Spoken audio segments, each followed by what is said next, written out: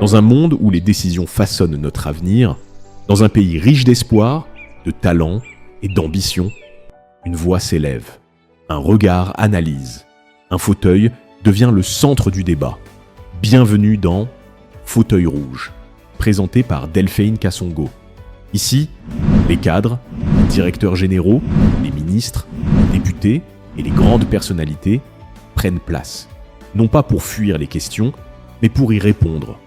Dans un espace vert, symbole d'espoir et de renouveau, les idées s'affrontent, les vérités émergent, les responsabilités s'assument.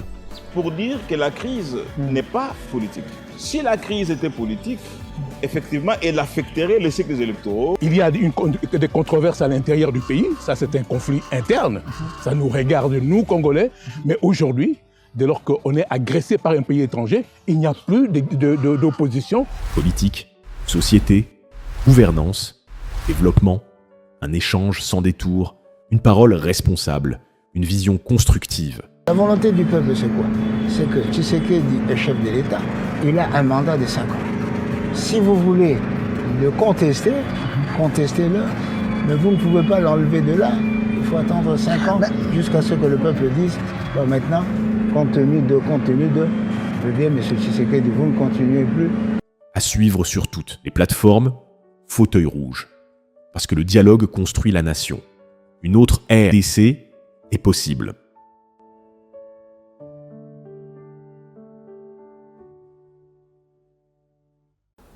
Soyez le bienvenu, fidèles téléspectateurs, chers Congolais. Vous êtes en train de nous suivre un peu partout dans le monde, comme d'habitude. C'est votre émission, Bolingaka Mingi, une émission qui passe dans plus de 16 chaînes. Molière Télévision, Canal+, fréquence 585, 10e rue Télévision, Univers Télévision et d'autres chaînes qui nous prennent en relais et aussi sur nos plateformes Delcas Télévision, Au Centre TV, TikTok, Facebook et autres comme d'habitude. On vous avait annoncé un politicien majeur de notre pays. Il n'aime pas trop parler, mais quand il parle, ça bouge dans les salons politiques. Lui, il s'appelle Honorable Jean-Marie Lukulassi, Moto Yabato. Moto, soi-disant maîtrisable Bakuluna, on va en parler, il est ici avec nous, député national, mais un homme qui ne cesse de s'y prendre des Congolais. J'ai appris qu'il vient d'avoir un autre master. Beaucoup de gens diplôme est belé, mais beaucoup de gens Honorable Jean-Marie Lukulassi, Moto Nayo. Moto papa. Honorable, Matubaoli ma social, yozo baksa ba diplôme. Diplôme, master, Kalato comme livre, Kalato comme professeur. Qu'est-ce que le peuple gagne dans la connaissance au Bino? Non, autant la vie est important. Hein. Donc j'avais décidé de continuer mes études. J'étais ici à l'Université catholique à Kinshasa, dans 2 ans, et puis j'ai continué à l'Université catholique à Milan. Dieu a fait grâce à la plus grande distinction. J'ai été invité là-bas, à Milan, pour le diplôme. Alors, je remercie mon équipe et je remercie aussi le bon Dieu. Mais je vais continuer encore jusqu'à un doctorat. L'Université catholique de Milan. L'Université catholique de Milan. Non, on peut chercher ça. Le lot internet, c'est comme l'Université catholique de Milan, tu tapes Jean-Marie Lukulassi, ils vont te dire que Abimaki meilleur étudiant parmi 9 pays, dont Rwanda Nakati. Université catholique, il y a Milan. Il y a tout ça, c'était à Milan. J'ai fait 2 ans ici, Université catholique, meilleure université, pas ma meilleure université à Kinshasa. Et puis, dans aussi, c'est l'Université catholique à Milan. Donc, la photo dans la vidéo, tout le monde est intelligence artificielle. Là, c'est Jean-Marie Lukulassi.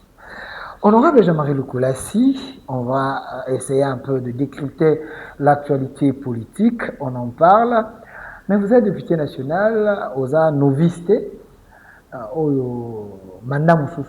Parce que vous avez un évité ça, vous avez un vous avez un fachi.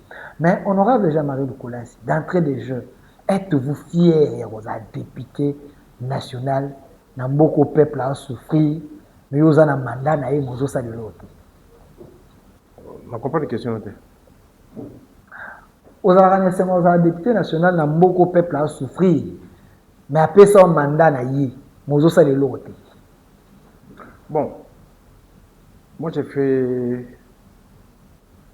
30 ans en France. 30 ans en France. J'ai eu la chance de créer mon entreprise en France. Et j'ai créé mon emploi bien en France. Alors, la France va souffrir. Les gens souffrent en France.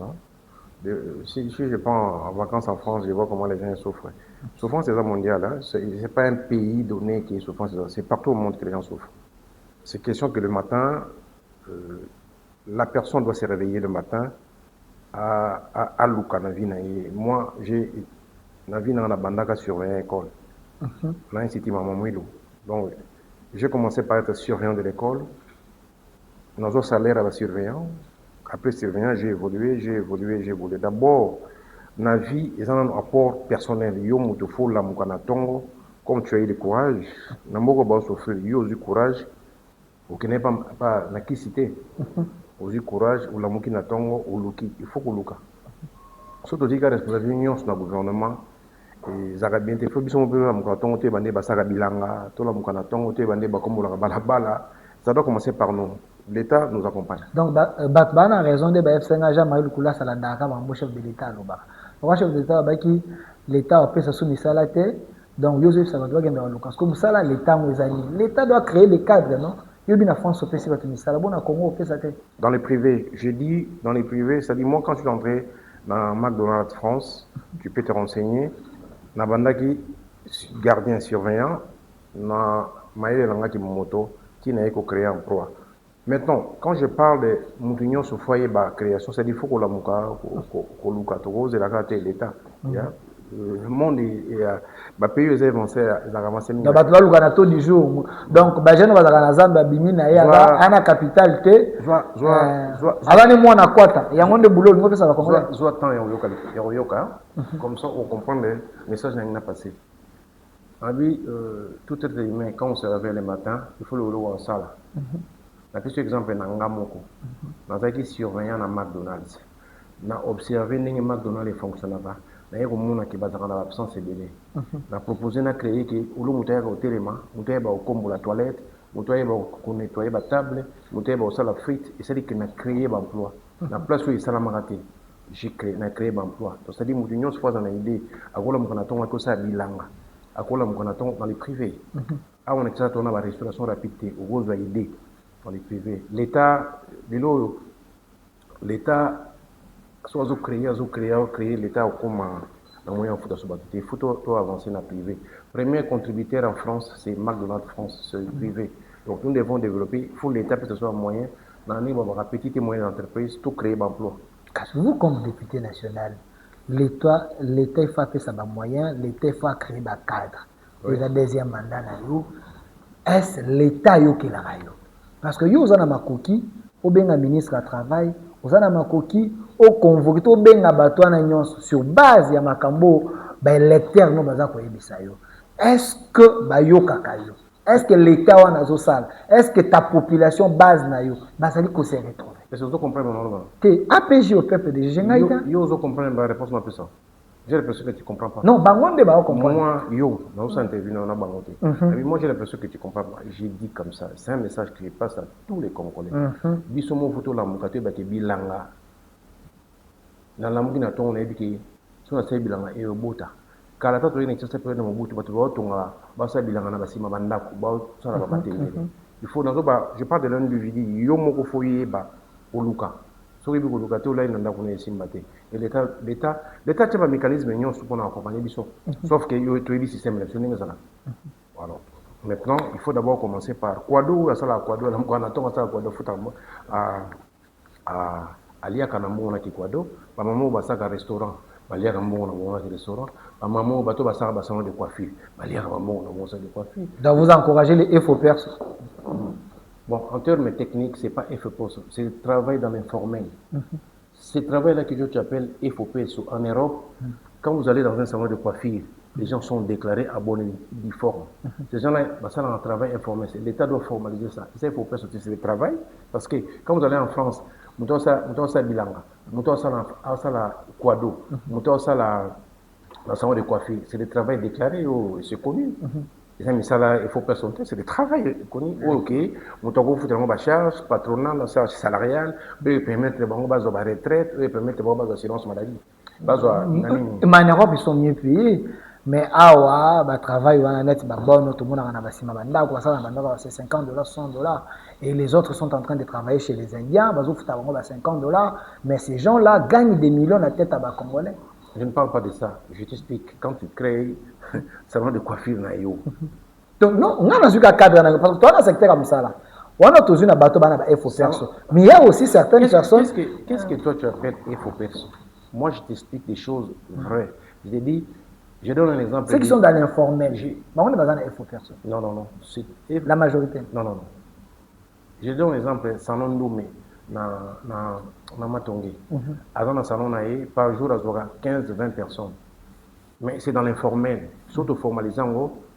Alors, comme on fout à droit à l'État, on fout à INPP pour informer on fout à CNCS pour qu'il y ait droit à sécurité sociale dans la retraite, et puis on fout à impôt. C'est-à-dire pour la fiche de paie, dans sa charge patronale, dans salariale. Salariale, ils ont garanti individu pour l'assurance sociale, la sécurité sociale, pour l'année. Alors, informel, et l'équipe m'a bétro. C'est-à-dire tout ça, nous avons tellement tôt élevé dans l'informel qui ne pousse pas que Batouba garantie.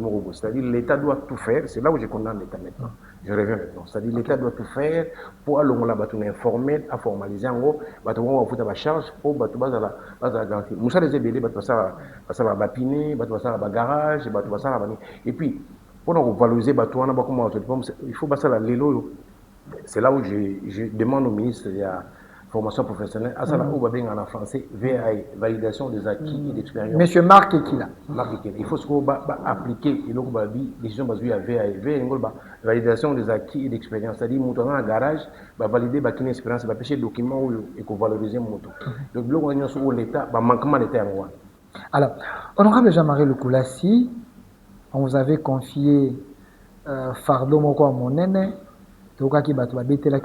parce que dans le passé, on a ça preuve, mais aujourd'hui, il semble que l'honorable est fatigué parce qu'il a un bon côté, pour son dollar nos charges en haut, il a zombi sous un plaie, il semble. En fait, c'est ça qu'on tourne à Congolais. Oui, c'est une question que dans ces plans Vous savez, G24, nous avons commencé la lutte contre le phénomène en 2006, avec nos moyens et nos partenaires. Depuis 2006 jusqu'à aujourd'hui, on continue. Mais sauf qu'on a fait un constat. Constat au Sala, il y a mon nez Tolobaboué. Je vois sur l'année, biloko zo de kana TikTok, tant que ça ça bana wana. Au bateau tourner, au bout date ni, azolba, na botama le 8 mars 2001, na 8e mois. Alors vous allez alors c'est ce que G24 disait depuis longtemps. Ces enfants-là sont sous l'emprise de la drogue. Okay. G24 ça analyse, surtout où sous l'emprise de la drogue. Et quelle est la solution? Okay. Quand les gens basent sur la macambo, ils collent la drogue, solution nous avons. Pourquoi il est mais tout n'a pas bien. Toujours partagé. Ok. Alors, sous l'emprise de la drogue, solution à la centre de désintoxication, chose qu'on n'a pas aujourd'hui. J'écris sur que nous devons avoir des centres de désintoxication. Voilà, moi, ça fait plaisir aujourd'hui. Et confirmer mon alobara. Boulanda, jugement on a nion sur les canaux TV. Vous allez voir que bana na balu magamoko na botama na 2001 na zana 1 an na zana bonazabu c'est sous l'emprise. C'est-à-dire le problème c'est quoi aujourd'hui? Mboko yo tout ça makambo ibele surtout makambo guerre et tiba politicien sont nion sur moto na guerre. Ça fait 30 ans dans la guerre ba kufa. Alors il faut au bêta kaka c'était parce que bana na nion tout 80%, selon l'étude du social, basée sous l'emprise de la drogue. C'est pour ça que je plaide au ministre de la Santé, au ministre intérieur, tous créer des centres de désintoxication. Tant qu'on va tout un centre de désintoxication. C'est nos enfants, ces enfants drogués. Ils font ça sous l'emprise de la drogue. Il faut tout un centre de désintoxication. So bimi, tu peux savoir ça. Biso ça gagner le to zibana on a tu peux savoir ça là. Tant tu peux savoir ça les comme sous ça revenu. Sous ça revenu ta bazo mona ba ke ba sous drogue. C'est ça qui fait que est augmenté taux il y a Kouroun. Est-ce que l'ennemi Mukumba m'a battu? J'ai au moins, dans G24, nous avons au moins 3700 jeunes autorécupérés qui sont avec nous. Il y a au moins Kaouka, parce qu'on a espéré un peu de stabiliser, et nous avons 3700 personnes au Bassala Ganabiso, Batika Kouna Bassala Ganabiso. Et puis nous avons instauré un système depuis Nakuma PCA. Ouais, la main qu'on a dit. 3500 Kouna Batika Bassala Ganabiso. Je t'invite les 10 au Yautala et Kanakauka. C'est les hier les 10 au Mon Andeba. Bakumula Babala Bala, Bassala Moussabede. Il y en a qui nous aident aussi dans la copie de ce renseignement et en Boka. Bazala bénévolat, toi Bazala travail. C'est des gens qui sont avec moi, c'est des gens qui sont payés chaque fin du mois. Il faut passer au temps. Nous avons nos partenaires à l'extérieur et les gouvernements nous aident pour ça. Et par contre, ce qui est important aujourd'hui, que l'État a ses décisions et on s'en la centre des intoxications. Je profite de l'occasion pour remercier les DG de l'INPP et le directeur provincial à Kinshasa. Chaque mois, toujours, il y a 50 pour nous, qui une information à l'INPP. Pour la sixième vague, bon, on n'en parle pas parce qu'on n'a pas besoin de publicité. Bayaka. Non, il faut le là-bas, peut-être des années, on envoie les gens l'information. Il y a. Bisous, tu as vérifié 50 euros, 6e promotion. Dès ça, 50 personnes, Silisa, Kima, Tondengeni. Tout ça, la liste totale, tu es publié. Il faut que le bagat. Merci. Donc, le G24 travaille en collaboration avec l'INPP. Tout le INPP, tu peux aller dans DP, INPP, ça. Je suis le numéro 1 là-bas, je suis le PCA, donc il n'y a pas à discuter. Moi-même, je travaille là-bas. Mais le vrai problème qu'on rencontre déjà, c'est la drogue. Il faut, l'État a renforcé la police qui prennent la drogue, et puis dans le centre des intoxications, pour trouver des solutions. Parce que tant que tu crées le centre des intoxications, tant que tu luttes contre la drogue, c'est problème de corona. Donc, pour vous, si je vous comprends bien, ma question a coupé ça, il faut attaquer la cause. Bien sûr. Cause des alibis, la drogue, la pour preuve, il jugement. Oui. Vous avez totalement raison, mais vous êtes député national. Comment ça n'a pas Mukumba au peuple appeler ça? Bien, on va voter un budget. Est-ce qu'on a budget bien au voter qui dans le ministère intérieur? Est-ce que Bazuma Mosolo est single parce que vous n'avez pas créé un centre des intoxications et un ministère de la santé. Cité autant qu'il y a un ministère intérieur, un ministère de la santé. Les deux. Non. Les deux doivent avoir des moyens d'abord. Non, écoute. Finance, budget, oui, c'est ce que j'ai dit. C'est lui qui a intérieur. La santé. La santé de l'intoxication et la santé. Voilà, le deux.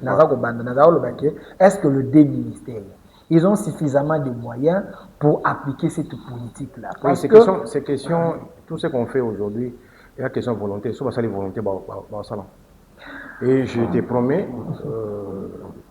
que, pour ton information, Jacques Sabani a accédé dans déjà. Il a accepté. Oui, il a accepté. Et il a mis des moyens que G24 au centre de désintoxication, au terrain, mais tous de la ministère de la Santé, Sikopo, et le sauve matériel. Docteur Kamba, je tiens à remercier le Jacques Chabani, il avait peine de l'intérêt parce qu'il a mis des moyens sur ordre du chef de l'État pour tout terrain, pour tout ton centre de désintoxication. Bon, on va tout construire pendant 1 an. Et puis après, le ministère de la Santé a coupé son matériel. Pas de problème, j'espère que ça. La spécialité. J'espère que ça manque de politique. Dans le cas de partout, nous avons Jacques Chabani pour vérifier. Et Jean-Marie Lukulasi, so yebinga, ce que vous avez journaliste à Makassi, au moment où on a lutte contre le corona en 2006, avec nos propres moyens, avec nos partenaires de chez McDonald's France. Alors, on a terrain pour ma bise dans la Katibele, les Congolais, balobi déjà maïlu kula ce que tu as comme na kanda tant que le service national ils ont fonctionné et chaque année kanda fort parce que ils pensaient tout à avoir makambo. Est-ce que le service national a l'état contre Koulouna? Qu'est-ce que ça me tourne à la main? Non, quand il dit s'il te plaît, vous en a conflit na moto bosalaka mosala moko. On a un service national tout ça la mosala moko té. Il y a ça le INPP, un centre de formation. Nous avons kanda police parce que nous avons côté na terrain pour lutter contre les phénomènes pour la terrain na bateau, na bateau babinga kabango ba médiateur na ba quartier. Ba maître au tchana ba quartier. Oui, on a fait un travail. Tanga ba komona ba maître. Oui. Ba pire petit na yo ya confiance ba to sa ba maître au tchana quartier. To sala musala moko ya malamu ya kitoko ngana général Kasongo akala. Général Kasongo comment s'appelle? Silvano Kasongo. So boye bakate ke ngana Silvano Kasongo to sala to travail en parfaite collaboration. Bisonde to tinna batu pa ya général Kabwik. Ok. So to kangi batu titi ba oyo basani musala mabe to tinna ka kuna. Do yaza kwa général Kabwik aza ko la INPP à la centre d'information. To tinna ke batu. Ya na terrain te pour lutter contre phénomène qu'on a terrain te dans la confiance de prendre. Je l'applaudis matin midi soir parce que hier toute fois autant à sa sous-entente musona kin pour to tinna ke bango.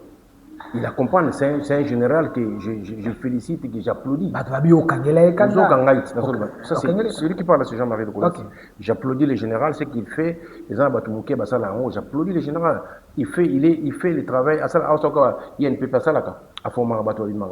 Je l'applaudis. Donc, le lieutenant général Kasson Kabou, c'est un modèle pour vous. Vous encouragez ce qu'il fait. J'ai dit, service national, les un modèle pour le Congo.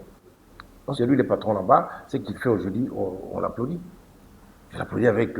Je l'ai bien écouté. D'ailleurs, on demande au DG de. Il y a Fikine, général Azou Luka place mon Fikine. C'est moi qui appelle le DG Fikine pour tout le mécal. Général Azou place pour Nabakino. Dans Oba, dans le bazar, on l'écoute. Nous allons te m'appeler. Où sont les gens qui m'ont dit?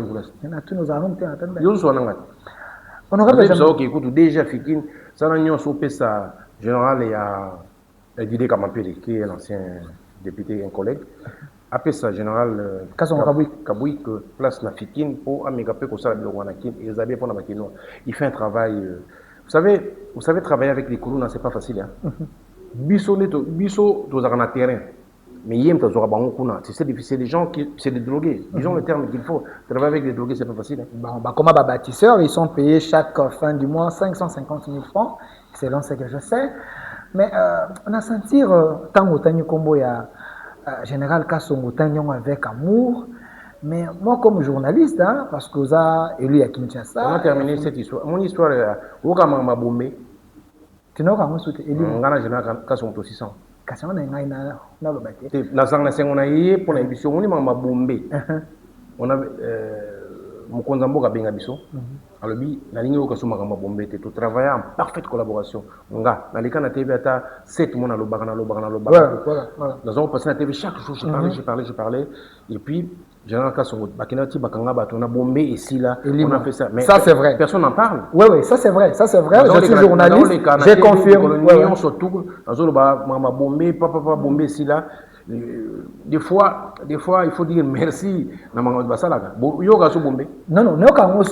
venez de.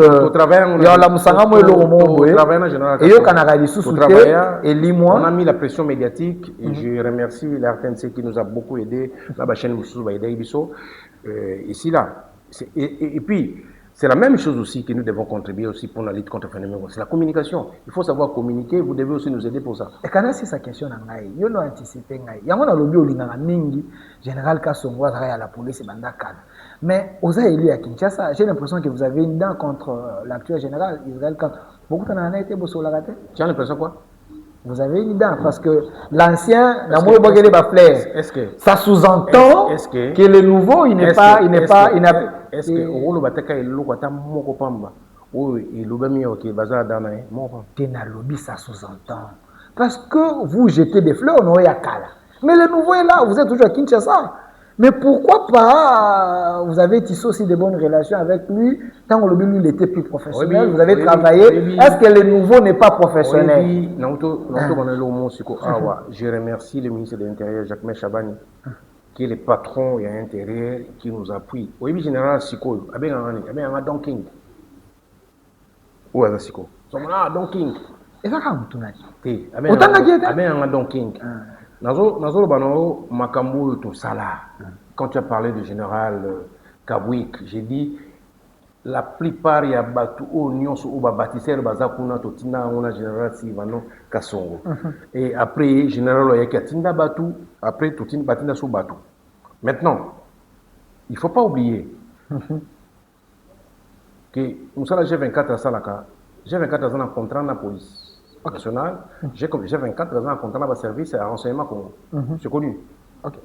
Il y a des choses que je ne peux pas dire parce que j'ai 24 officiellement avant mon contrat dans le service d'intelligence. J'ai 24 ans dans mon contrat nous avons des jeunes qui travaillent avec nous au bas de Je vais tester votre sincérité, je suis clair, nous ne sommes pas dans l'église. Est-ce que vous louez le travail que l'acteur général a vu à Kinshasa à cause vous savez, oui, mais il faut tout accompagner. APJ, au peuple de Jigé. Honorable Jean-Marie Lukolas. Il faut l'accompagner.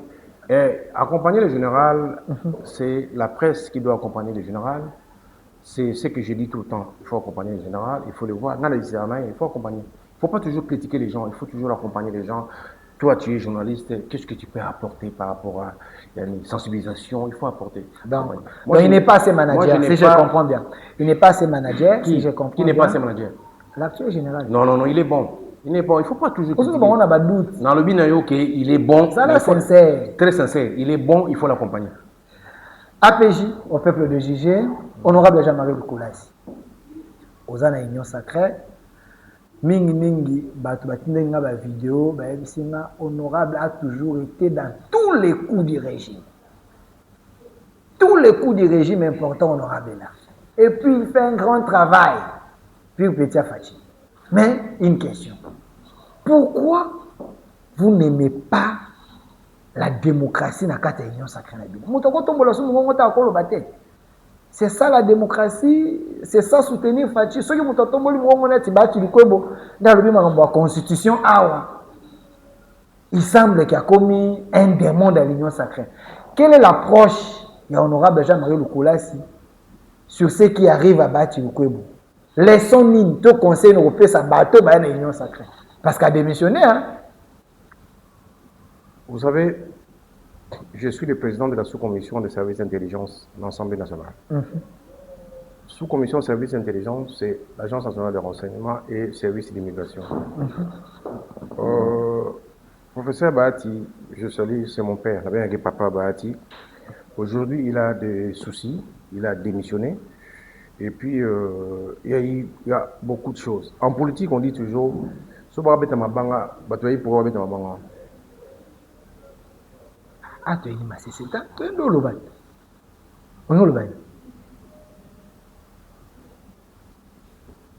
de moi.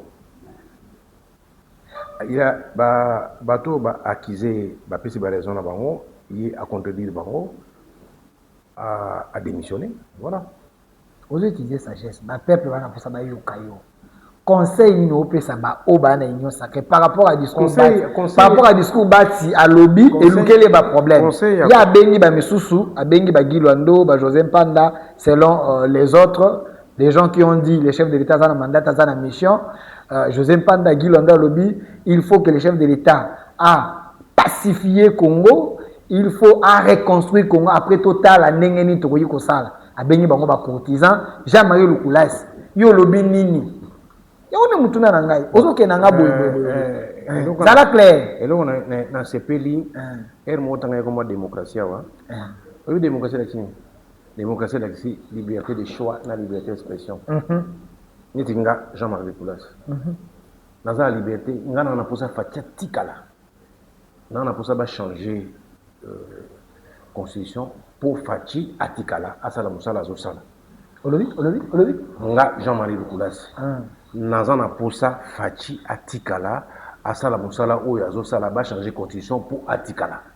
Nga Jean-Marie Lukolas. Donc, ok, contre Malobabat. Bon, le bureau moutier, ça y a santé. Nabinayo, la démocratie, hein, liberté des choix, et on les a choix. Donc, on a ça démocrate. Je parle de moi. Ça, c'est mon choix. Pour Nanga, Martin Fayoulou est passé. Choix naïe. Il ne faut pas changer de constitution. C'est son choix. Martin Fayoulou, il est passé. Il a dit qu'il va changer de constitution. Choix naïe. Va embêter.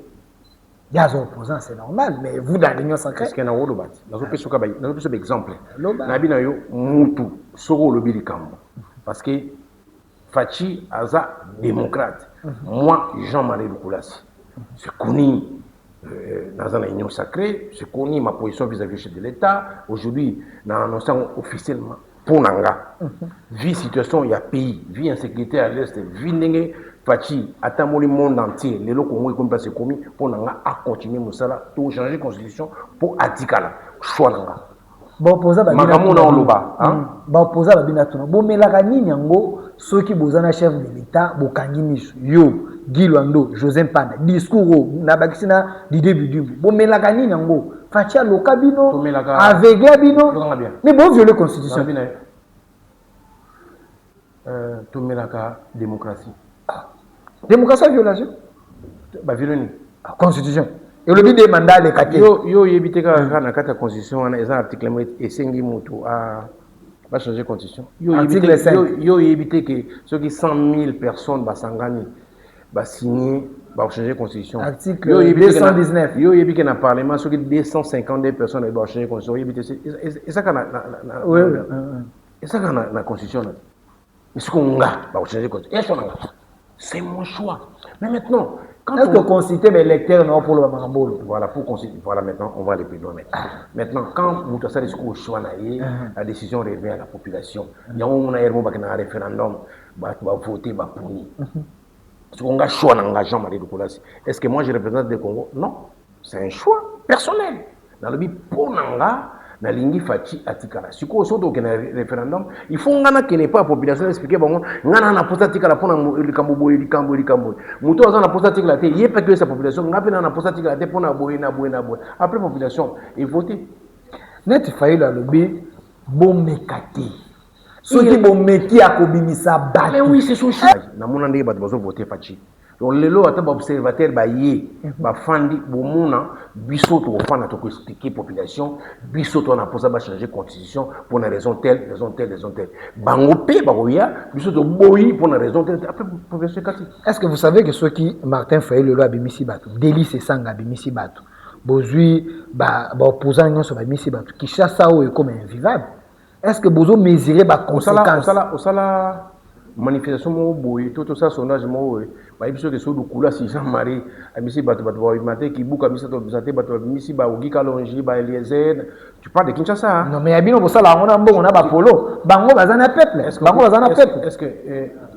que côté on a le balance ça toi tu connais la puissance de Jean-Marie Lukulasi à Kinshasa peut-être au sous-estimant là tout ça ba stade nga o mona na sala ba plein o ba tango na sala plein ba doit ça ba plainte na ko pesa na image ba bia mbongo na ba polo nde bosala ka ba plein wana peuple ba ya ka pamba te bisa yo faut attendre yo kanga nga na sala plein na longo ko Kinshasa na sala plein na mbanzangu na stade Kitemo na kenda kuna te na koma kuna te première fois na kenda na stade na sala plein a craquer ba mama basimba ko basimba Yesu na mbanzangu image zali na zonga tuna na sala 24 na sala plein stade mbanzangu ça le sauter stade de pression ba 10 000 na kata stade o pesa ba nini pour ba ya 10 000 o pesa mutu combien pour ya 10 000 nga sama kamwa sur la ville mobiliser bato na ko mobiliser bato je parle de moi à Kinshasa nous avons Lukulasi nous avons na Kinshasa na union sacrée il y a Lukulasi il y a Guy Kalonji il y a Eliezer il y a Guy Luando il y a biso dans la bateau pe baza populaire na Kinshasa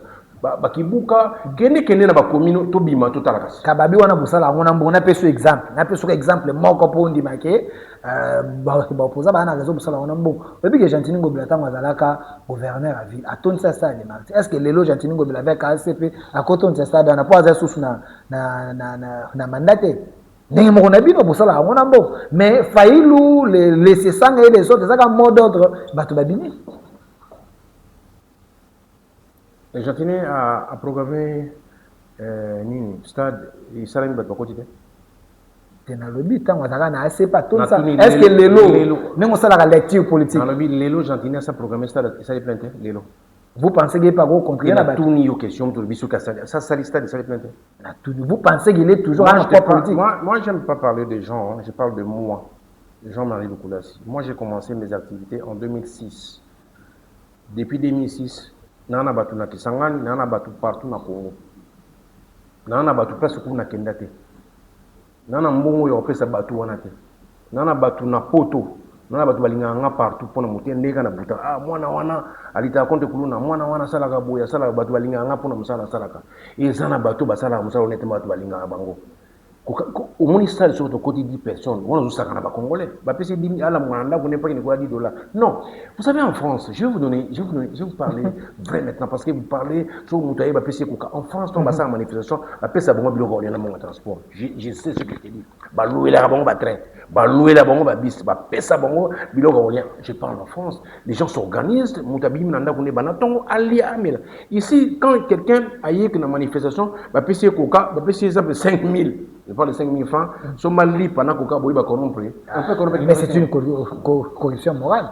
Morale, mais quand en France, manifestation, on est ça, par exemple, je vois, diction m'a peut témoigner, Lyon, Bazoya, foutre les bangos, partir le bango train, allez, pour battre, le bango train, tant le bango train, on a passé mon gâteau, on a passé mon nini, bazongi, mais chez eux, il y a la traçabilité, avec un bon outaki boye, ils ont ça la salaire, il y a bino et eux, traçabilité, mais il y a bino et eux, moi, ce que j'ai beaucoup aimé en toi, tu dis chez eux, il y a la traçabilité, mais je vois tout le temps le procès à ma élection. Honorable Benjamin Kouletsa, pourquoi tu es prêt à tout faire pour essayer d'être au pouvoir? À ça là, on dit, tu vas l'ingéter, nanga le la légitimité, dans le mois de mars, nanga bien au coma awa. Est-ce que bon, on a dit que non, vous êtes en train de vous chercher des problèmes inutilement? Non, ça y est, pourquoi vous l'aimez? Peut-être que vous avez un Congo, vous avez un programme sous. Vous savez, ce pays a été dirigé pendant 17 ans dans le Rwandais. 17 ans, le Rwandais, ils ont beaucoup. Joseph Kabila Kabange, Congolais. Quand on parle de 17 ans dirigé Makambo, c'est-à-dire le pays a été dirigé sous l'influence de Rwanda pendant 17 ans. Ce que le président Félix est en train de faire, peut-être demain, on le saura. Tant le président d'autant le monde entier, le Kagame est mal à l'aise.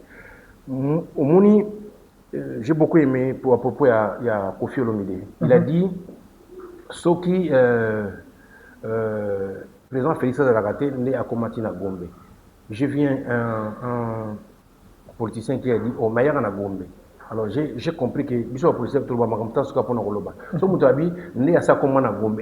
Alobi que né Rwanda s'installe na Gombe. Et nous battre que so mutaye rendez-vous et lundi né président Bayaka. Et on tente de ça maloba na biso to yebaka. OK. Je suis venu pour ça. Non, ça y a na Gombe. Te balbi ngote. Ba président Bayaka na rendez-vous. So ba yimutu ko faire le que soki le président Félix né Rwanda s'installe na Gombe définitivement. Alors bité ki baye ko tala lendi ne ba invitaka bato. Et avant tout le makambo, le président Félix Mamba sala to yeba lobby. To yeba lobby. Vous savez, le président Félix est menacé matin midi soir pour sa vie. Des risques à tous voix. À quoi matalikolo n'avion pas tellement mabe. À aux risques le monde entier sur le Congo. Monde entier. Oui, mukolo bazo Goma. Mukolo Goma kenana Bukavu. Il y a eu deux policiers dans le milieu de la Kenda, babimisa population. Et bien, les agents Jean-Pierre Mima, Jean-Marie Doucoulas. Tout ça là-bas, Jean-Pierre Mima, Loba, Ngana Loba. Jour Goma et Kwea, na Bukavu, deux politiciens dans le Congo. Babima, Loba, où tu te signes, Ngaï, Jean-Marie Doucoulas, et Jean-Pierre Mima. Vous savez, tous ces petits-là que vous appelez des voyous, des koulouna, il y en a où bazana même na conscience que les kabiso. Mboke ekendete. Bano to finga wana mona bonzo mboke ekendete oyo yeya. Nazaki na bana wana. Pembeni mboke ekendete. Après bato. To soutenir mboka na bosolo parce que les loyo moi ça fait mal. Tout ça 100 millions, il suffit qu'à 50 millions tout le mboke ekendete. Il faut s'en mobiliser. Mais il y a bien infiltration, l'armée, tué, chef à maison militaire, apparemment. Moi, je parle de la détermination d'un peuple. Je parle que la population doit se mobiliser pour soutenir le chef de l'État. On est tous d'accord qu'aujourd'hui, ce que le président Félix a fait, le président Moutena Congo à Salango, cette guerre, ça fait 30 ans, on n'a jamais eu Makambo Zulekasiko. 30 ans. Le président nyonso baleka misusu basala sala ba plaisir bazana ba directeur cabinet ya ba Rwandais basala boye ba ministre ba Rwandais bazala awa na mboka na biso. On a eu même un chef d'état-major à Rwandais. Mais le président Félix Tanwayaki akansaki batango bazala Bosco Tangana. Bosco Tangana. James Kabarebe. Tozana James Kabarebe chef d'état-major. Oui, Bosco Tangana pas chef d'état-major. Donc ça dit nous avons eu ça. Le président Félix Tanwayaki a dit batobi o bazabatu ayo comprendre abi stop. Et il y a venu à danger. le stop du président Félix Tshisekedi. Il faut un stop nanga pour Congo les ayete, Congo les président Félix, Congo les yo, les ayanga, les ayants soucieux zanango. Ils sont photos zanango. Soucieux Félix et président Félix Zani. Guerre à SSI là, batika ko violer batu. Vous savez il y a nanaki maman moko boy. Papa moko leki awana na intera lobby afanda barwande wana oboya guerre. Batindi a violé mwana na ye. Batindi mwana mobali a violé maman na ye. Tant mwana violé mwana ne babuma maman wana na misu na ye. Bakata maman na musuni mais papa na alia musuni. Baboka mwana ya 3 ans. Tukuta mwana loba makamwana ya ba. Loba makamwana est-ce que boyebi kitata mongo boye na mongo to so la ba violé, ba otinda violé mwana na ye. Ba otinda violé mwasi na ye. Babomi ba akata musuni na ye. Est-ce que nous nous rendons compte que makamwana zo le kana est score. On te demande de violer ta mère, on te demande de violer ta fille, on demande à ta fille de violer sa maman. Et tout ça, là, vous savez que ça se passe aujourd'hui. C'est ce qu'ils font. On parle de quoi là? On parle des gens qui violent, qui tuent nos enfants. On parle de quoi? On parle de quoi? On parle de quoi? Qui a dit non à ce système? C'est Félix. Disons les choses claires. Qui a dit non? Qui prend les risques? À part le président Félix, qui fait ça aujourd'hui? Et nous les Congolais, on doit changer la constitution. On change la constitution pas par rapport à Félix, on change la constitution par rapport à ce qu'il fait. Bien, on va changer la constitution pour le sécurité d'Atika là. La constitution va changer pour la bien Mboka. Alors, ce guerre ici, ils ont ma bien Mboka. Parce qu'il y a une guerre ici là. Ce guerre ici, ils ont ma bien Mboka. Selon eux, ce guerre ici, ils ont ma bien Mboka. Parce que le président Félix Abunda, vous savez combien nous dépensons, je dis dans vos autres souffrir. Vous savez combien nous dépensons pour la guerre en Est? Vous savez combien? Donc, bien, vous encouragez ce qui est à la Sassou, à la Lokola Kagame, à la Lokolia Paul Biya, à la Lokolia Yamugabe. Tant que nous sommes président Félix Nabatou, nous sommes dans le même problème. Pour moi, le même problème. Parce que vous ne changer la constitution. Est-ce que tu as moi tant ça n'est pas dans le même cas. Biso kana biso zaka viol tuerie bazo bonga bato bazo ba minéraux na biso ba sala makamyo so président mo ya télé mais biki tutika makamwana population fou alanda batika makamwana. Vous savez, il a aujourd'hui 62 ans, 64 ans. D'ici Bamboula, président Félix, je donne des informations. Alors ça, 40 ans, n'était pas monté. Parce que dans 100 ans, on a encore de ça, il peut rester 5 ans ou 10 ans à changer. Tout ça, président Félix, c'est la réalité qui a fanda éternellement. Souci n'est guerre ici là. À Paris, nous avons fait ça fait. Il y a eu des présidents ici au Congo, il y a eu beaucoup de gens dans le monde des Araïs.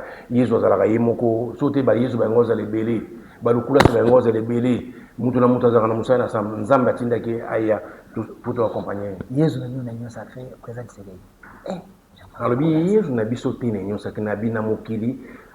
Mutu nyonso neti yo oza meilleur domaine na yo neti zeli mutu mbo akoza meilleur domaine moko yaka yesko ayi na domaine na ye ndinga zo lutter contre nazo bana OK je me limite la détermination qu'il a pour lutter contre la guerre wana j'appuie le président parce qu'il a lutter contre la guerre wana avec amour et la population. Merci honorable Jean-Marie Lukulasi TV Komeleng so Jean-Marie Lukulasi a lobby honorable Jean-Marie nous sommes avec vous je vous défie.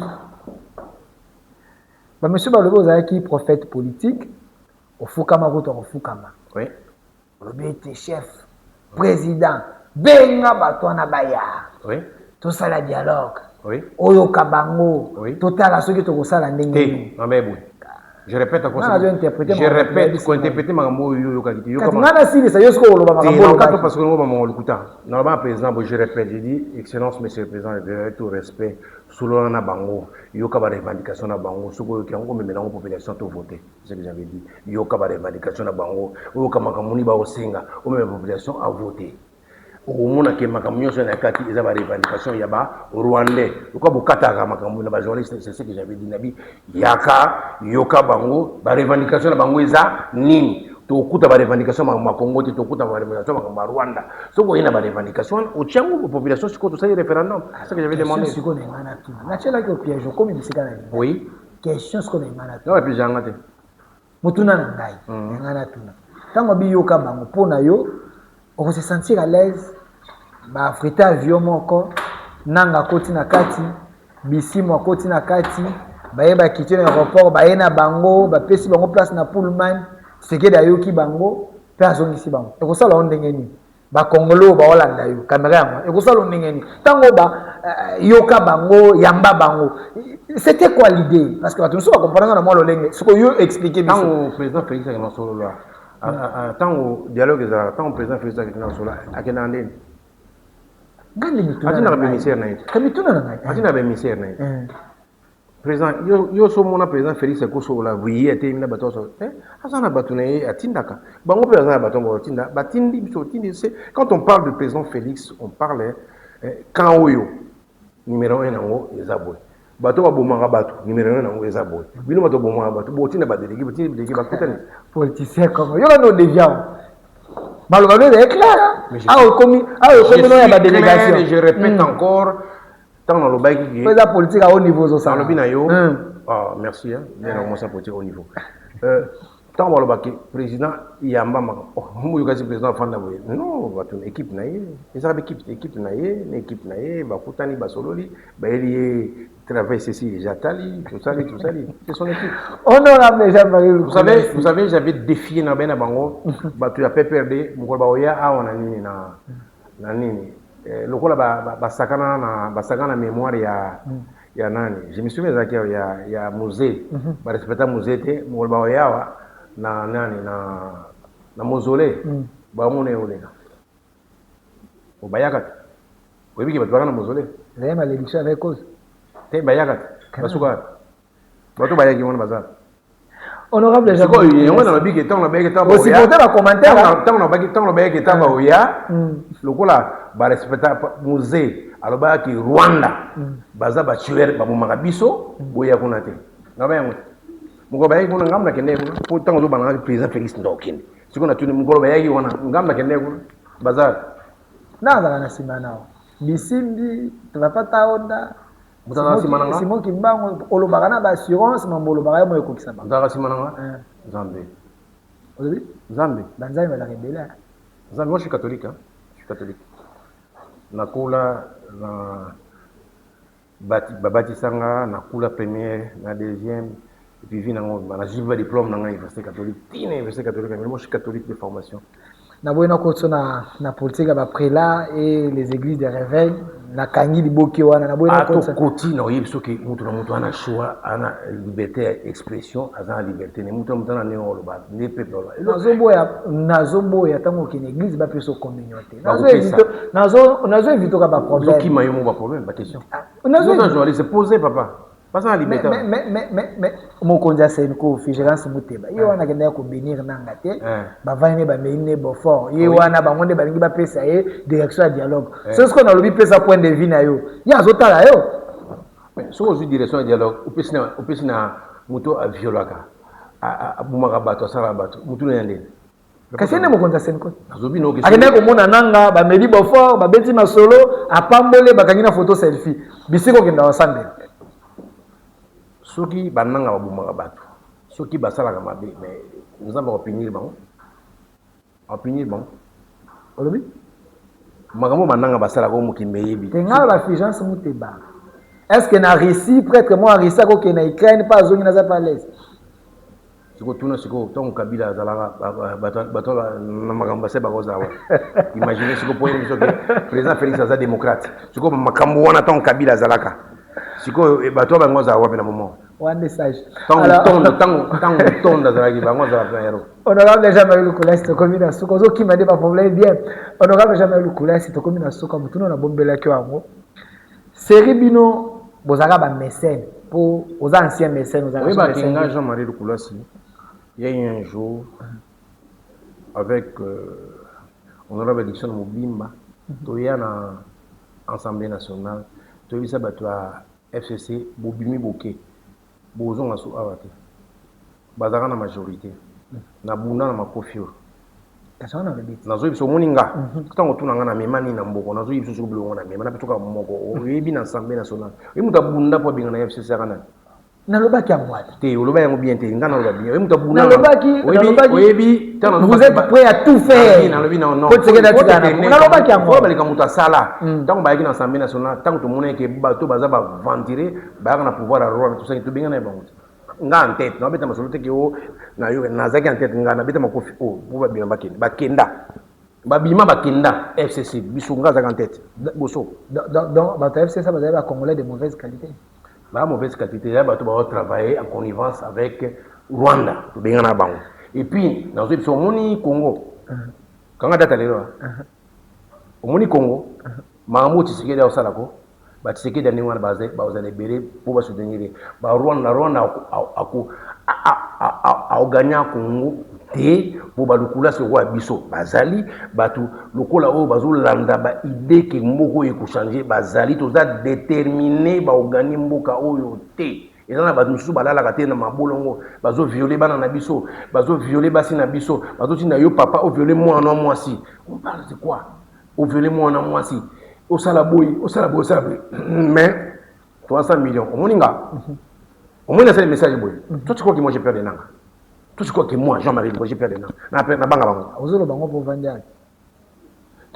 Des collègues, vous savez, Daniel Safou, Jean-Jacques Mamba, je vais te dire un truc. Tes collègues, pour te dire que la majorité des armée zakana maboko na bango bakina ba général na bango bazakina makambo na bango bakina premier ministre na bango bazakina na ba soda na bango bazakina ba service na sembe zakina na yena maboko na bango bazakina mamutu na ba police makambo tu bazalaki awa bazako diriger gouvernement na beta bango makofi bakenda awa yo beta masolo wa virtuel wana mama wa virtuel na beta masolo solo bazalaka bango nyonso Kabila ici à Kinshasa avec son équipe bazana majorité présidentielle et majorité parlementaire awa ba diriger gouvernement batu nyonso yé ba diriger a comment écoute ko une disposé ce président Félix Alobi tu te souviens quand président Félix Alobi Jekamini ba boya même ko tcha des gens nous avons les images à l'époque Janine Mabunda est en bon voilà nous connaissons système et Janine Mabunda te muteke ministre portefeuille na yebi kwete on a dit à l'époque l'Assemblée nationale na l'Assemblée nationale Janine Mabunda kwete bazalai wana bazo na pouvoir tout bazaki na même ko to signer bango to signer bango on a Kinshasa Kabila Kinshasa obi kitinga ko mo fa na Assemblée nationale kitana Jeannette Kabila na fana kiti ya fana olebi kiti nga mo fana wana liboso wana kati côté que j'avais on a envié place na zoko envié place na été la loi na biso règlement de l'intérieur na assemblée ngo ba olebi vanda na kiti fana kiti oyo kuti d'ailleurs vanda na kiti na po hérité ba pouvoir na hérité le monter na bi fana na kiti okuta mukolo na ina fanda o te mete mani règlement de l'intérieur bi fana mutu fana yo kasi mutu na ngo za kura za fanda wana ngana na fanda na libela ngwende libela moninga na bundela ka Congo moninga tala moninga na bundela ngana expliquer ngana kauka wewe image etikala image atapa dize comme papa ngana mona kauka donc défier madame Jeannette la défier était dans le bi la loi règlement de l'intérêt sur une assemblée ici ko critique la place est rebelle ngana yake avant na kotu na fanda babi na tema même tema tela fanda dada na fanda kitine ayape boye po ayaka ne pe gentil ayi ça fandi a déplacer qui ba oyebi période ba kenda wana donc c'est pas l'image ngana ya premier jour tuna président Jean-Marc Kabund tabala ndake likolo ba attaquer j'étais l'unique député na dibika pampé ngana lobunda na batu ngana ya na loba na assemblée nationale wana binga na musakata biso to komaka image zali to koma banzoko nga Jean-Marie Lukulasi na fanda boy na kata ensemble la beto le na fanda boy na kata ensemble sur mutu na ka mutu mo aina sima de corona mko nga oh nous on a vu une réunion dans notre communauté ah tu as fait peur aux gens na ko na yebeki na tala boy mo nga tu oh il m'a dit ça ça bien honorable ali kamona lo baki ke bino ba sakata boko maka banzoko oyebi ke tokena réunion na ko to banga bato na tala boy yé bon comme je connaissais pas je faisais même pas banga tu le Rwandais là yé aya lo bila tu na tali pour bazoko l'esprit kauka bongati lelo vraiment esprit keche métier za la kaka bonga neti ba Rwanda biso vraiment au fait biso ko na kauka donc Félix c'est que la petite na wasi la bino confiance au cas donc bino bozali sikoyo président Félix alinga benga so ba petite ata l'équipe biso na 4 à 5 abenga biso bo honorable yeso bengi excellence honorable abate petite yaza na respect ba on a les gens dans le président Félix Abenga est petit à Kosio soit à mwana kina soloté mo so pena lo ngoli ba soloté tant beaucoup ta na côté ça formé oté na possible tant ara sika je vais te nommer tant ara sika pesa yo biloko oye baninga za mutu président Félix a mutu oyo ngana ni yake mingi point na biso raison président Félix a yebi na député national. Président Félix pose un problème au bengi à ozon téléphone. Ah ouais. Président Félix a eu valeur à Moutou. Parce qu'il est sur le plan humanitaire. nakofana 1 mois 2 mois son bengi ah honorable alobano jamais le bananga Jean-Marie jamais le bananga Peter honorable ça va tala mutu ça c'est un bon témoignage bananga son bengi me respecte non c'est peut-être baka honorable ça va je suis tout ça ba député biso ba collègue ba biso après ça abenga so ba petit après ça biso déjà les faits ka ba ya mon téléphone les considération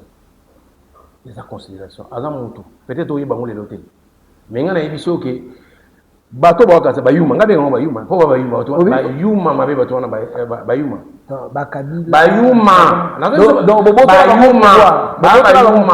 yuma osangate bato na ba bananga ba bisimwa yo na biso simple pourquoi pour ceux que ba yuma bu fa na mutu moko 17 ans bino mo bozo ba nationalité za douteuse tellement ba yuma bolinga yaya est-ce que vous avez baba yuma osakanate ba fana mutu mowe ba on ba découvrir la nationalité ya douteuse loko aza baba yuma ba bika yeka oui ba solo ba live ba matcho na miniature ndo ngai live okosa makamute mono lingi etalio makamuno no ba tel mes vérité Congo ya biso moni Congo ya biso nga ne e grandi na kauka obi kauka quartier wa Mojif quartier wa maître Pachito. Merci mwana mboka Jean-Marie. Nazali na esprit ya mwana oyo abotami na quartier pauvre akoli atangi nzamba sungi lelo akomi député national PC azosala musala azobosa na passion baninga bazana ngoti aza déterminé bazo violer bazo tuer bazo to beta na momo otaso bazo violer mama mo kuna bazo boma bazo violer bazo sala to batona baza batu elle mo photo silika na mabe il faut to signer bango baza batu oyo oto yeba to signer mo faut signer bango il faut ko telema ta bato ko bakuluna ngai ilo pesa ngaka na beaucoup na quartier boza 10000 moins des petits mots bazo tomatiser bino boza pesa ngaka oneti quartier boza 10000 personnes on a 2 ou 3 petits mots boy bazo traumatiser bino et puis bozo ko dénoncer bangote j'ai l'occasion d'en profiter il faut bo dénoncer bakuluna bo dénoncer bakuluna pour na quartier to zali ebelé bana na bakoza 10 ou 5 bazo traumatiser bato et puis je profite de l'occasion, il faut, ministère de l'Intérieur, le ministère de la Défense, un système de bouclage, un secret, et puis, nous allons remarquer que les gens sont drogués, tu accompagnes le centre de désintoxication, merci honorable Jean-Marie, merci honorable Jean-Marie, honorable Jean-Marie Lukolasi, merci, live, mais mutuni asuro ngai na zebi sayo bien okokima mutuna na ngai te mutuna na asuro zali omeni na sala émission mamu na lobi na assumé na hôtel live mutu osala live na peta na ye bona olanda bango te ba bi selo ba dossier ba zebele ngai dossier ka fobi misa ya onga na osepela ou de montrer pourquoi ba viola ba maman na est merci pourquoi ba sa wana dossier na osepela honorable Jean-Marie Lukolasi mutuna na bomba ka okokima ngote parce que nazali awa mais vous avez ancien mécène parce que vous avez un bon côté bon c'est là comment na yo mutumo dimbe na kana simafachi est-ce que banda bino bokita scène wana ba petit mususu bazali lelo bana batala bazo matata oui biki oza venturier ah esa question nga ba ebisinga na ozo baki boza ba ancien mécène yo kasikoyo elo na bongo esila lelo mo dimbe na elo na sepena ngo eza elo moko utulo bana ngasiko ke osila na yo odiembelaka pa moto moko aza ntina te e na diembelaka pa président de la république donc na diembelaka pa grand prêtre yo ozoloba nga diembelaka pa président na diembelaka pa na ye aza grand prêtre akosakana te donc bato ebele nga na diembelaka na niveau asakana te pa président mais bobimisa bapeti ebele mais lelo yo lobi nanga ke na sila kasi donc sikoyo en d'autres termes na mata niveau mpona komo odiembela pa mokonzi ya mboka na mata niveau asakana te yo bita masolo ko dimbela pemena mobutu oya vantire facha mobutu te akimi na diembela ka pemena mobutu kala facha za mobutu seza go c'est ça banake yo mo coopérer na mo papa na diembela ka pa président Félix oui ala numéro 1 ya mboko na diembela ka yo biso na téléphone na zala na mo wanzamba lo soka na soyi na téléphone jour wana mutu esili pati donc batika na mutema lukunya batika mutema lukunya Jean-Marie Lukolasi yo présente na sila na diembela pana bamona ko na scène na diembela pana bamona ko na scène na diembela kaso bamona na scène na diembela pana babi pas président danger donc ce qui a débranché au format est-ce que ozo imaginer mutu ozo bana diembela président de la République, chef d'État. Ça n'est fini pour aujourd'hui. Merci. Je remercie l'Éternel. Parce que ce n'est pas donné à tout le monde. Ça n'est plus. Papa, maman, papa, on m'a Eli choix nanga. Eza ba parole nanga. Naza la liberté, ya choix na liberté d'expression. Yo muto ye olobike na diembela pa ya mukon nandini. Ça n'est fini pour aujourd'hui. L'émission, j'étais avec Honorable Jean-Marie Lukulassi, mais 30 secondes à la caméra. Base no baolandayo. Ni nos aïnos pour ça au loba, au lobité. Quel est le message aux accompagnés ça là-bas? Milliers de Congolais baolandayo, surtout na base là. Le message mon message à passer. Vous savez quand on parle des colons dans la ville de Kinshasa, mais quand on parle de la prise à la ville Nabiso, ça fait très mal. Je pense que nous devons être conscients que guerre est ces guerres, surtout à déterminer pour guerre on est ici là. Guerre des agas dans ma cité, guerre des agas moudien soit téléma, que tu métier tout téléma. Tu bengana bon assemblée nationale dans ma cité, ba perdre pouvoir na ma loba na côté téléma, tout téléma tout soutenir mon mboka parce que idée ça na pour mboka ezala ini. Deuxième chose, je demande à tous les colons d'arrêter. Qu'ils arrêtent ce qu'ils font, parce que bon, arrêter, parce que tout ça, j'ai des dispositions pratiques avec Jacques Chabani, mais VPN, na G24, toujours côte en action, tout ça, tout bête à mon sur la bombée. Vraiment, je demande bâtir au 4 de ma chèque, bâtir ça malamonté. Ça fait très mal. Et on a profité de l'occasion, même sa ministre de la Santé, l'intérêt tout ça, centre des intoxications. Banana ba procès, banana banana drogué. So c'est centre des intoxications. Congo y matériel colo. Nzamba pa mola Congo, Nzamba la apa mola Fachi, Nzamba apa mola opposant na biso, Nzamba pa mola ba tunyo so baza na idée ou azan opposition. Azan la liberté, il y a choix na expression, yé ou pas la majorité, alo ba makambo na yé parce que c'est la démocratie qui autorise ça. Makambo sur le bien ou nyo sur le bien. Ata bo le bien fanatique il y a Fachi et les choix na. Ata ba do dembe la. Choix surtout ko dembe la ko bien. Choix na. Merci, ça n'est fini. Ça n'est fini pour aujourd'hui, vous avez compris que j'étais avec Honorable Jean-Marie Lukulassi. J'ai une histoire dans ma vie. Hein. Ok. Moi, si tu vas en France, tu parles de Jean-Marie Lukulassi, ils vont te dire que ce type-là, c'est un grand patron chez McDonald's France. J'ai fait mon histoire en France, chez McDonald's France. Au moment où on parle, mon frère a géré McDo. McDo Astin, McDo il y a Paris, Carrefour, il y a dans ce élément, peut-être dans il y a un article qu'on a séparé ça.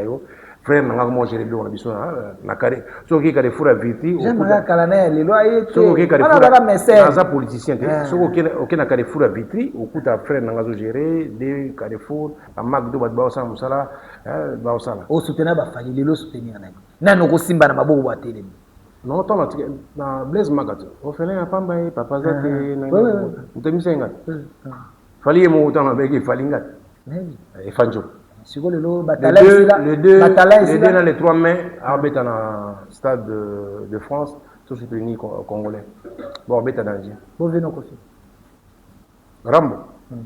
Dans ce pays, il trop mal, on a changé ma constitution. Bravo, Rambo. Bon, Abali, attends, moi, souhait. Il y a vie privée, il y a vie privée, il y a vie privée, il y a vie privée. Moi, souhait. Il y a 5 copines, il y a vie privée. Il y a vie privée. Vous avez beau gars, vous avez Kofi, Aza papa dans la vie, je ne peux pas parler de lui. Il a sa vie. Et mariage, c'est son problème, c'est sa vie, c'est ses choix. Quand vous souhaitez liberté de choix, nous mettons le gars.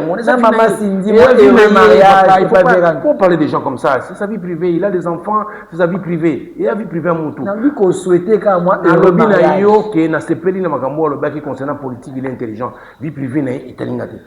Mais tu yo aux 5 copines. Ils ont vu le vénayo, là c'est renseigné qui. Il y a un problème dans la société. Merci. Dans la société. Ça n'est fini pour aujourd'hui. Mais le bas où il y a un problème madame, on a souhaité. De yon on souhaité. Vous avez compris que l'émission. On a souhaité bon madame non, vraiment. Vous avez compris que l'émission les a quoi? Les a qui éléphant. Mon homme a parti. Mais le gars, mon tout c'est pelaké.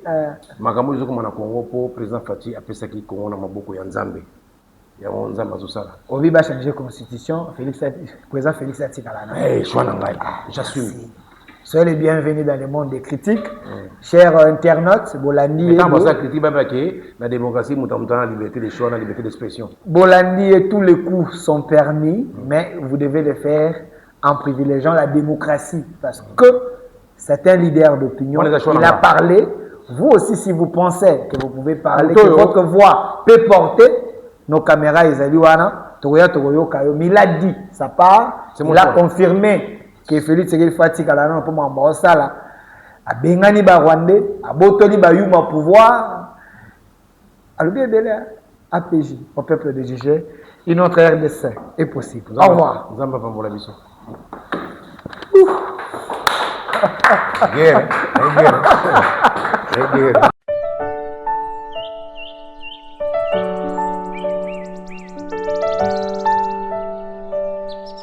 Dans un monde où les décisions façonnent notre avenir, dans un pays riche d'espoir, de talent et d'ambition, une voix s'élève, un regard analyse, un fauteuil devient le centre du débat. Bienvenue dans Fauteuil rouge, présenté par Delphine Kassongo. Ici, les cadres, les directeurs généraux, les ministres, les députés et les grandes personnalités prennent place, non pas pour fuir les questions, mais pour y répondre. Dans un espace vert, symbole d'espoir et de renouveau, les idées s'affrontent, les vérités émergent, les responsabilités s'assument. Pour dire que la crise n'est pas politique. Si la crise était politique, effectivement, elle affecterait les cycles électoraux. Il y a des controverses à l'intérieur du pays, ça c'est un conflit interne, ça nous regarde nous, Congolais, mais aujourd'hui, dès lors qu'on est agressé par un pays étranger, il n'y a plus d'opposition. Politique, société, gouvernance, développement, un échange sans détour, une parole responsable, une vision constructive. La volonté du peuple, c'est quoi? C'est que Tshisekedi est chef de l'État. Il a un mandat de 5 ans. Si vous voulez le contester, contestez-le, mais vous ne pouvez pas l'enlever de là. Il faut attendre 5 ans jusqu'à ce que le peuple dise bon, maintenant, compte tenu de, je veux dire, M. Tshisekedi, vous ne continuez plus. À suivre sur toutes les plateformes, Fauteuil rouge. Parce que le dialogue construit la nation. Une autre RDC est possible.